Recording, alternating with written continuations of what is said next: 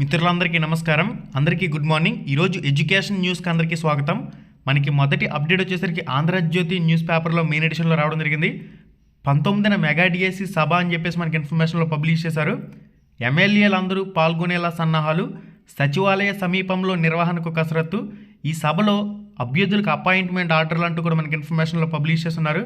దసరా సెలవుల్లో కొత్త టీచర్లకు శిక్షణ, కౌన్సిలింగ్, బడుల పునఃప్రారంభం రోజున వీరంతా విధుల్లో కంటూ కూడా మనకి ఇన్ఫర్మేషన్లో పబ్లిష్ చేస్తున్నారు.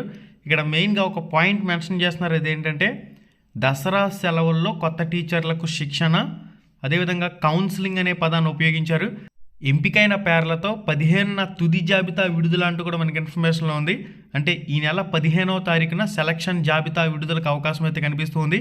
సెలక్షన్ జాబితా వచ్చిన తర్వాత మళ్ళీ సెలక్షన్ జాబితాకి రాస్టర్ని అప్లై చేసి ఎవరెవరు ఏ మేనేజ్మెంట్లోకి వచ్చారు, వాళ్ళకి ఎక్కడ పోస్ట్ ఇవ్వాలి, మెరిట్ కమ్ రాస్టర్ ప్రకారం చూసినప్పుడు అది వెబ్ కౌన్సిలింగ్ నిర్వహిస్తారా లేదంటే మాన్యువల్గా కౌన్సిలింగ్ నిర్వహిస్తారనేది తెలియాల్సి ఉంది. సెలక్షన్ జాబితా వచ్చిన తర్వాతే రాస్టర్ బేస్ చేసుకుని మెరిట్ కమ్ రాస్టర్ ప్రకారం మీకు ఏ పోస్ట్లో జాబ్ అనేది అలాట్ చేశారనేది వెబ్ కౌన్సిలింగ్ లేదా కౌన్సిలింగ్లో తెలిసే అవకాశం అయితే ఉంటుంది. మెగా డిఎస్సికి ఎంపికైన అభ్యర్థులతో భారీ ఎత్తున సభ నిర్వహించాలని ప్రభుత్వం నిర్ణయించింది.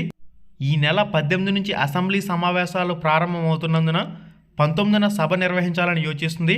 ఎమ్మెల్యేలందరూ పాల్గొనేందుకు వీలుగా అసెంబ్లీ సమావేశాల సమయంలో, అది కూడా సచివాలయానికి సమీపంలోనే సభ నిర్వహించేందుకు కసరత్తు చేస్తున్నారంటూ కూడా మనకి ఇన్ఫర్మేషన్లో పబ్లిష్ చేస్తున్నారు. స్టేట్ మొత్తం దద్దరిల్లే విధంగా ఖచ్చితంగా విజయోత్సవ సభను నిర్వహించవలసిన అవసరం అయితే ఉంది. మనకి నెక్స్ట్ వచ్చేసరికి ఎంపికైన అభ్యర్థుల జాబితా 15న విడుదల చేయాలని ప్రాథమికంగా నిర్ణయించారంటూ కూడా ఒక పాయింట్లో మెన్షన్ చేశారు. ఇప్పటికే సర్టిఫికెట్ల పరిశీలన పూర్తి కాగా 18 మంది అభ్యర్థుల పరిశీలన మంగళవారం చేపట్టారు. అంటే వివిధ జిల్లాలకు సంబంధించి 18 మంది అభ్యర్థులకు మంగళవారం పరిశీలన అయితే జరిగినట్లు తెలుస్తోంది. ఉద్యోగాలకు అర్హులుగా భావిస్తున్న వారి జాబితాను మరోసారి పరిశీలిస్తున్నారు. అన్ని జిల్లాల డిఈఓలు, ఆర్జేడీలను మంగళగిరి విద్యాభవన్కి తీసుకొచ్చి సోమవారం ఈ ప్రక్రియను అయితే ప్రారంభించారు. 2 రోజుల్లో ఈ పరిశీలన పూర్తయిన తర్వాత జాబితాలను తయారు చేసి జిల్లాలకు పంపి డిఎస్సి కమిటీలతో సంతకాలు చేయిస్తారు. అనంతరం 15న తుది జాబితాలు ప్రకటిస్తారు. అమరావతిలో నిర్వహించే సభలో అభ్యర్థులకు అపాయింట్మెంట్ ఆర్డర్లు ఇస్తారు. దసరా సెలవుల్లో కొత్త టీచర్లకు శిక్షణ కార్యక్రమంతో పాటుగా కౌన్సిలింగ్ నిర్వహించి పోస్టింగ్లు ఇస్తారంటూ కూడా మనకు ఒక పాయింట్లో మెన్షన్ చేశారు.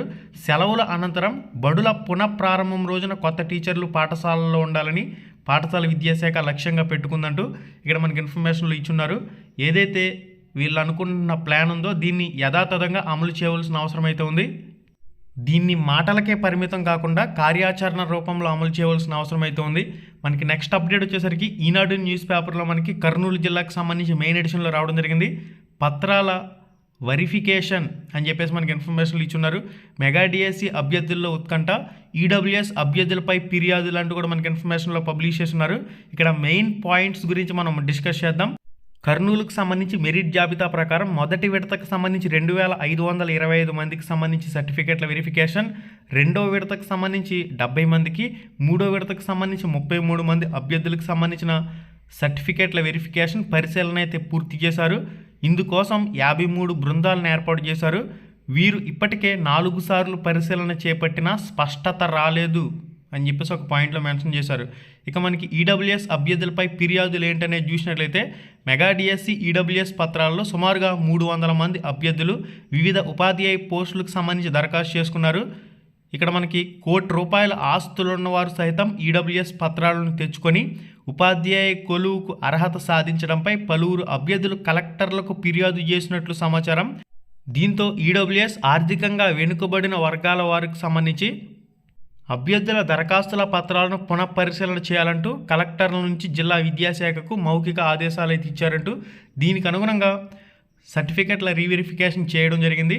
ఎవరైతే ఆల్రెడీ గవర్నమెంట్ టీచర్ల కింద వర్క్ చేస్తూ 80,000కు పైగా, ₹1,00,000 పైగా శాలరీ తీసుకుంటున్న వాళ్ళు ఉన్నారు. వాళ్ళు 8 లక్షలకు పైగానే ఎర్నింగ్లోకి వెళ్తారు కాబట్టి వాళ్ళందరికీ కూడా ఈడబ్ల్యూఎస్ అనేది రద్దు అవుతుంది. ఫాదర్ నేమ్తో ఉన్న ఈడబ్ల్యూఎస్ క్యాస్ట్ సర్టిఫికేట్ అనేది కాకుండా అందుకే హస్బెండ్ నేమ్తో ఉన్న ఈడబ్ల్యూఎస్ సర్టిఫికేట్ ఎందుకు తీసుకురమ్మంటున్నారంటే హస్బెండ్ ఆదాయంపై ఈడబ్ల్యూఎస్ అనేది డిపెండ్ అయి ఉంటుంది.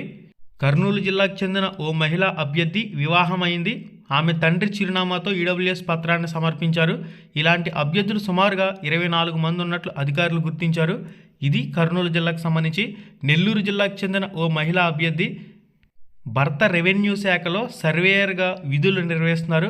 ఆమె ఈడబ్ల్యూఎస్ పత్రం సమర్పించడంపై అనుమానాలకు దారితీస్తుందంటూ కూడా ఒక పాయింట్లో మెన్షన్ చేస్తున్నారు. ఈడబ్ల్యూఎస్ మహిళా అభ్యర్థులకి సమస్య ఎదురవుతుంది. మెయిన్గా చూసినట్లయితే భర్త ప్రభుత్వ ఉద్యోగి అయినా వ్యాపారి అయినా వార్షిక ఆదాయం 8 లక్షలకు మించినట్లయితే వాళ్ళకి ఈడబ్ల్యూఎస్ పోయే ప్రమాదం ఉంటుంది. అంటే హస్బెండ్ ఆదాయంకి సంబంధించి హస్బెండ్ ఏదైతే ప్లే షిప్లు ఉంటాయో సాలరీ షిప్లు ఉంటాయో వాటిని కూడా కొన్ని జిల్లాల్లో సర్టిఫికేట్ల వెరిఫికేషన్కి వాట్సాప్ చేయమంటున్నారంటూ కూడా మనకి అభ్యర్థులు చాలామంది చెప్పున్నారు. హస్బెండ్ గవర్నమెంట్ ఎంప్లాయీ ఉండి 8 లక్షలకు పైగా ఉన్న అభ్యర్థులు చాలామంది రిజెక్ట్ అయినట్లు కూడా. రిజెక్ట్ అంటే ఈడబ్ల్యూఎస్ ఆప్షన్ తీసేస్తారు. ఈడబ్ల్యూఎస్ ఆప్షన్ తీసేసి ఓసీ కింద కన్సిడర్ చేసి అక్కడ ఓసీకి ఆ మార్కులకి జాబ్ వస్తే ఇస్తారు. ఒకవేళ ఈడబ్ల్యూఎస్లో సెలెక్ట్ అయ్యి ఈడబ్ల్యూఎస్ రద్దయినట్లయితే వాళ్ళకి అక్కడ ఉద్యోగం కోల్పోయే ప్రమాదం అయితే ఉంటుంది. నెక్స్ట్ ఈడబ్ల్యూఎస్ క్యాండిడేట్ని పిలిచే అవకాశం కూడా ఉంటుంది. ఈడబ్ల్యూఎస్ రద్దయిన అభ్యర్థి ఓసీ కోటాలోకి వెళ్ళి పోస్ట్ తెచ్చుకున్నప్పుడు మళ్ళీ అక్కడ అడ్జస్ట్మెంట్ జరిగేటప్పుడు అక్కడ లోకల్ ఓసీలోకి ఆ క్యాండిడేట్ యాడ్ అయ్యే అవకాశం ఉంటుంది. మరి ముందస్తుగానే విద్యాశాఖ అధికారులు ప్రతి జిల్లాకు సంబంధించి కొన్ని పోస్టులు ఆఫ్ చేసుకున్నారా అనేది కూడా చూడాలి. ఈడబ్ల్యూఎస్ రద్దయిన క్యాండిడేట్లు చాలామంది ఓసీలో జాబ్ కొట్టే పరిస్థితి ఉంది. మరి వాళ్ళు లోకల్ ఓసీలోకి వెళ్ళినట్లయితే అక్కడ మళ్ళీ కట్ ఆఫ్ని డిస్టర్బ్ చేసే అవకాశం ఉంటుంది. 16,347 పోస్టుల్లోనే స్పోర్ట్స్ కోటా డిఎస్సికి సంబంధించిన పోస్టులను అయితే హారిజెంటల్ విధానంలో భర్తీ చేస్తున్నారు. కాబట్టి మొత్తంగా 421 పోస్టులకు సంబంధించి హారిజెంటల్ విధానంలో ఏ కేటగిరీకి సంబంధించి అసలు ఏ రిజర్వేషన్ వాళ్ళకి ఇచ్చారనేది ఆ కంప్లీట్ లిస్ట్ అంతా కూడా అభ్యర్థులు అయితే కోరుకుంటున్నారు. స్పోర్ట్స్ కోటాకు సంబంధించిన జనరల్ మెరిట్ లిస్ట్ను కూడా ప్రభుత్వం అఫీషియల్ వెబ్సైట్లో అందుబాటులోకి తీసుకురావాల్సిన అవసరం అయితే ఉంది. నార్మల్ డిఎస్సికి సంబంధించి ఏ విధంగా మెరిట్ లిస్ట్ అనేది ప్రకటించారో అదే తరహాలో స్పోర్ట్స్ కోటాకు సంబంధించిన మెరిట్ జాబితా అనేది పీడిఎఫ్ ఫార్మేట్ రూపంలో తక్షణమే వెబ్సైట్లోకి అందుబాటులోకి తీసుకురావాలి.